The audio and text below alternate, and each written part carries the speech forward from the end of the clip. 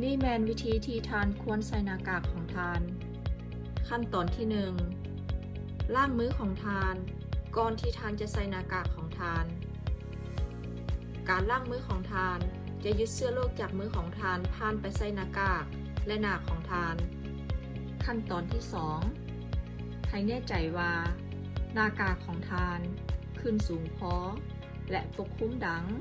ปากและค้างของทาน เวลาทานใส่หน้ากากแล้วอย่าเอามือไปแตะหน้ากากของทานเมื่อทานใส่มัน ขั้นตอนที่ 3. ล้างมือของทานอีกเทื่อหนึ่งหลังจากที่ทานได้ใส่หน้ากาก ขั้นตอนที่ 4. พยายามอย่าแตะด้านหน้าของหน้ากากเมื่อทานถอดมันออกเอาทิ่มใส่ถังในทันที ถ้ามันเป็นหน้ากากผ้าให้เอาใส่ถุงยางและซักเสียก่อนที่ทานจะใส่มันอีก มันเป็นความคิดที่ดีที่ควรมีหน้ากากหลายกว่า1 อันไว้กับทานเมื่อทานออกไปข้างนอก